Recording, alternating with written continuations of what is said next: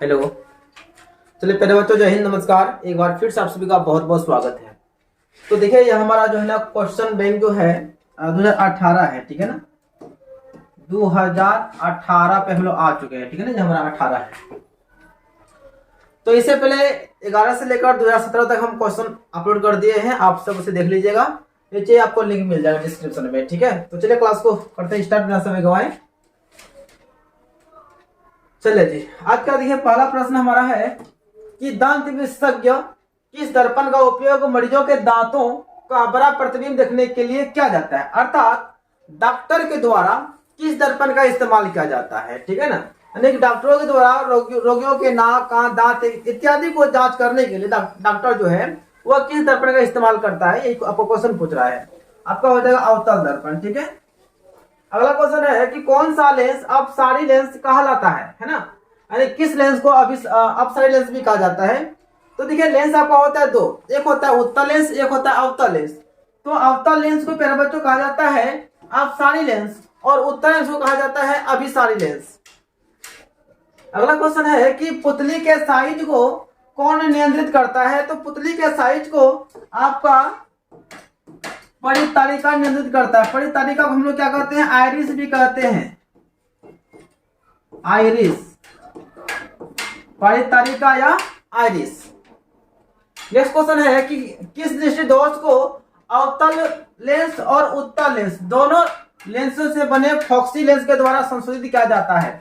यानी कि वह कौन ऐसा दृष्टि दोष है जिसमें कि उत्तल लेंस और अवतल लेंस अर्थात द्विफॉक्सी लेंस से उसका इस्तेमाल किया जाता है, मतलब उसका संशोधन किया जाता है। वह हमारा है जरा दृष्टि दोष।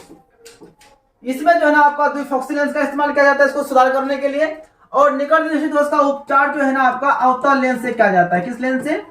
अवतल लेंस से किया जाता है निकट दृष्टि दोष का उपचार, और दूर दृष्टि दोष का उपचार जो है ना प्यारे बच्चों आपका उत्तल लेंस से किया जाता है। कौन सा लेंस?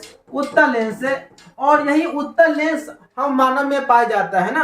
यदि क्वेश्चन पूछेगा कि मानव नेत्र में कौन सा लेंस पाया जाता है तो बताना है उत्तल लेंस पाया जाता है, ठीक है ना। अगला क्वेश्चन आइए। हाँ, क्वेश्चन नंबर 5 हमारा है कि एक प्रयोग में अवतल दर्पण द्वारा किसी का हम प्रयोग करने वाले हैं, है ना। तो एक प्रयोग में अवतल दर्पण के द्वारा किसी बीम का प्रतिबिंब, बीम का मतलब वस्तु होता है ना, किसी वस्तु का प्रतिबिंब एक पर्दे पर प्राप्त किया जाता है, ठीक है। दर्पण की फोकस दूरी को निर्धारित करने के लिए प्रयोगकर्ता को मापने की जरूरत होती है। जब हम किसी पर प्रयोग करते हैं तो जहां पर पर्दा होता है, पर्दा से हम किसी वस्तु की दूरी को नापते हैं। तो हमारा आंसर हो जाए क्या? दर्पण तथा पर्दा के बीच की दूरी को नापना पड़ेगा। किससे? दर्पण जो रखे हैं और जो पर्दा उसके बीच के दूरी को नापना पड़ता है।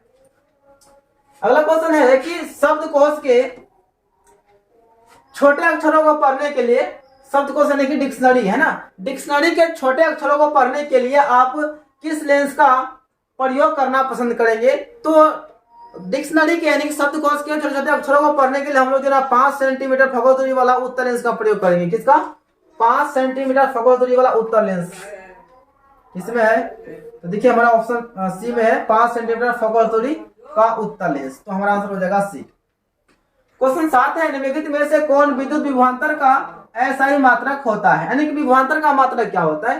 तो वोल्ट होता है। देखिए हमारा ऑप्शन ए भी होगा सही और सी भी होगा, क्योंकि दोनों हमारा ऑप्शन क्या है, सेम है, तो वोल्ट हो जाएगा। और ओम जो है यह प्रतिरोध का मात्रक है। किसका? ओम प्रतिरोध का मात्रक होता है। एंड एम्पियर जो है यह हमारा विद्युत धारा का मात्रक है। विद्युत धारा का मात्रक क्या होता है?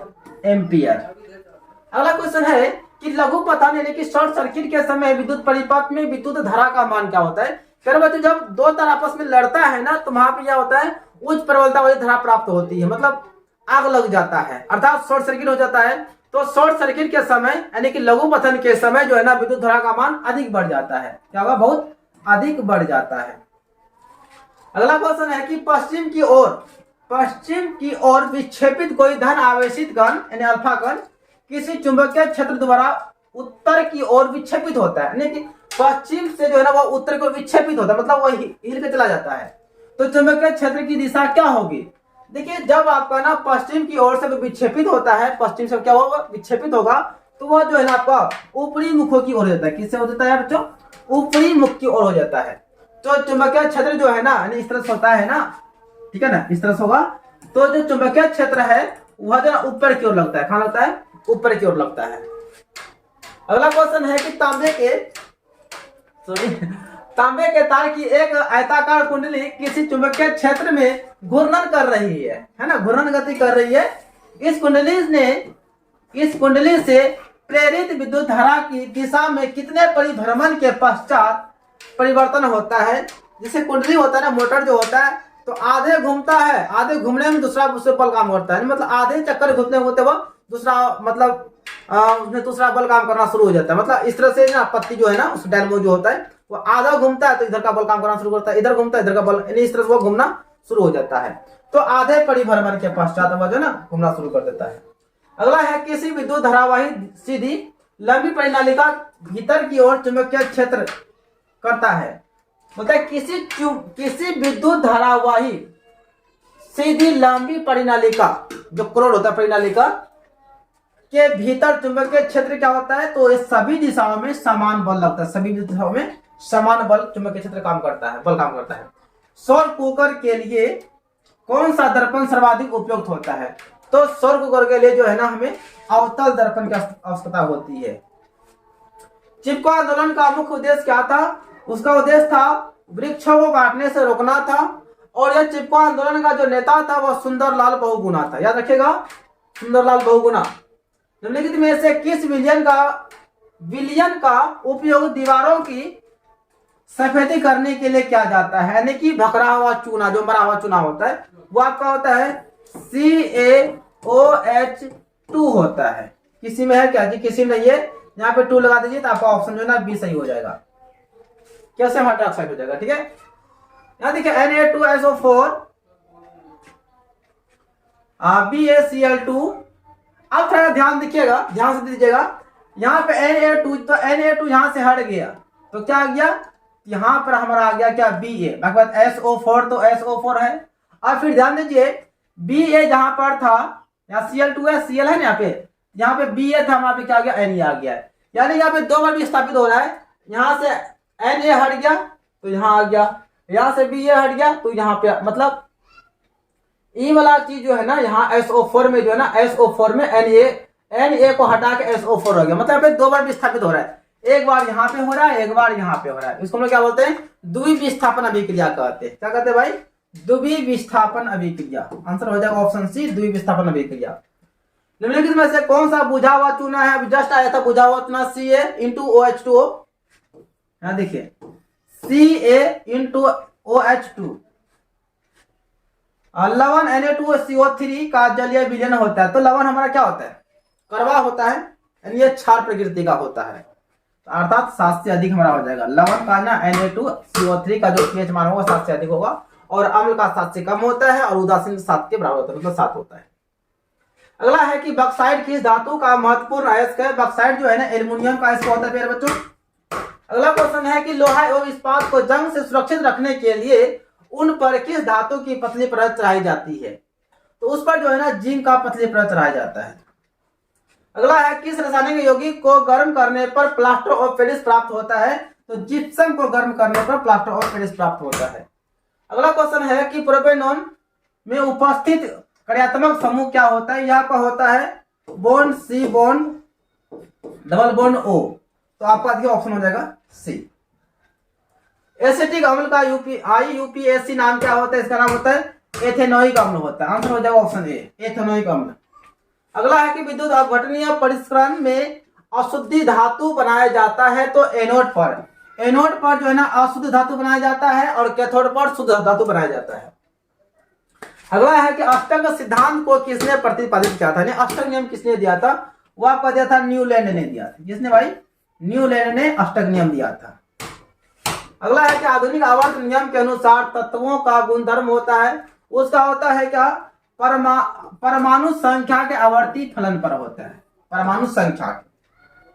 अगला है निम्नलिखित में से कौन सा आयन लाल लिटमस को नीला कर देता है, वो हमारा होता है हाइड्रोक्साइड आयन, यानी कि OH- हाइड्रोक्साइड आयन इसको हम लोग कहते हैं।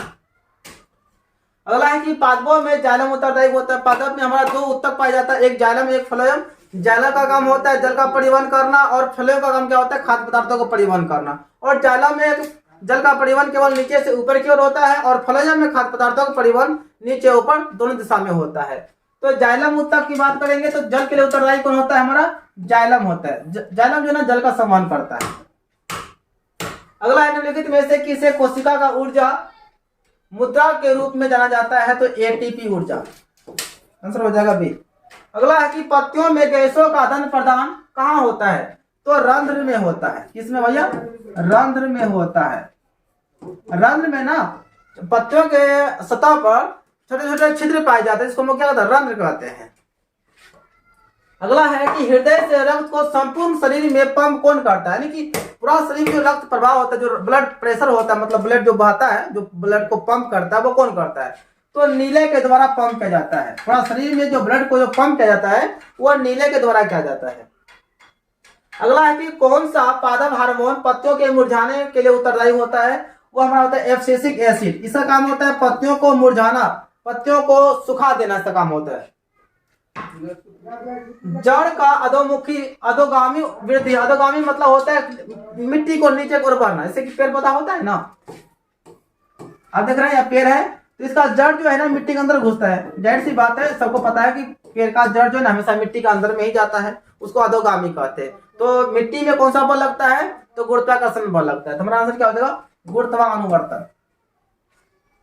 अगला है कि पोन्स, मेडुला और अनुमस्तिष्क है, यह हमारा मध्य मस्तिष्क का भाग है। पोन्स हो गया, मेडुला हो गया और अनुमस्तिष्क जो है यह हमारा मध्य मस्तिष्क का भाग होता है। तो हमारा जो दिमाग ब्रेन होता है ना प्यारे बच्चों, वो हमारा 3 भागों में बटा होता है। एक होता है अग्र मस्तिष्क, एक होता है, दूसरा होता है मध्य मस्तिष्क और तीसरा हमारा होता है पश्च मस्तिष्क होता है। तो मध्य मस्तिष्क में क्या होता है? जो मध्य मस्तिष्क है, जो बीच वाला जो ब्रेन होता है, उसमें पोन्स, मेडुला और अनुमस्तिष्क पाया जाता है।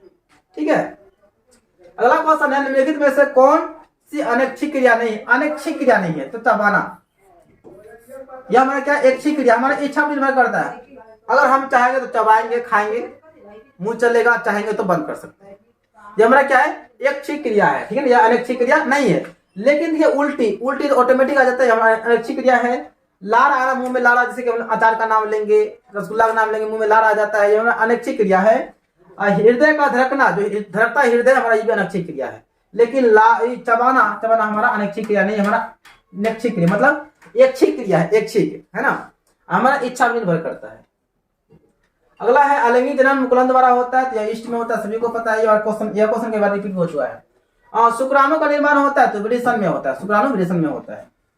अगला है कि पुष्प का कौन सा भाग फल बनता है? तो अंडाशय। पुष्प का फूल का जो अंडाशय होता है वही हमारा क्या होता है? फल में परिवर्तित हो जाता है। लिंग गुणसूत्र में पूर्ण जोड़ा पाया जाता है तो स्त्री में पूर्ण जोड़ा पाया जाता है। पुरुष में जो गुणसूत्र होता है वो एक्स और वाई होता है और स्त्री में एक्स और एक्स होता है। तो पूर्ण जोड़ा किसमें है? स्त्री में। देखिए दोनों एक्स है, पूरा जोड़ा है ना, इसमें देखिए एगो एक्स एगो वाई, पूरा जोड़ा तो हुआ नहीं। अगला है कि मानव शरीर के किसी सामान्य कोशिका में गुणसूत्रों के कितने युग्म होते हैं? युग्म का मतलब होता है जोड़ा। कितने जोड़ा होते हैं? तो 23 जोड़ा होता है। संख्या में हमारा कितना हो जाएगा? 46 हो जाएगा। लास्ट क्वेश्चन है निम्नलिखित में से कौन से समूह में केवल जैव निम्नीकरणीय पदार्थ है? जैव निम्नीकरणीय पदार्थ का मतलब होता है क्या? कि आसानी से पर्यावरण में घुल मिल जाना, मतलब सड़के खत्म हो जाना। तो हमारा है केक, लकड़ी, घास, या पर्यावरण में मिट्टी में आसानी से सड़गल जाता है। ठीक है ना, मिल जाता है। चलिए, तो यह हमारा 2018 का क्वेश्चन बैंक था मेरे बच्चों, यह हो गया कंप्लीट। ठीक है ना, हम लगभग 3 दिन से वीडियो अपलोड नहीं कर पाए थे, कोई वजह था, मुंह में थोड़ा इन्फेक्शन अंदर में हो गया था, जो कि हम सही से बोल नहीं पा रहे थे, अभी भी सही से नहीं बोल पा रहे हैं। ठीक है ना, फिर भी आप लोगों के लिए हम वीडियो बना दिए हैं। तो 19-20 बहुत जल्द आपके सामने क्वेश्चन आने वाला है। ठीक है ना, तब तक के लिए बेस्ट ऑफ लक, जय हिंद, वंदे मातरम। वीडियो देखने के लिए आप सभी को दिल से थैंक यू।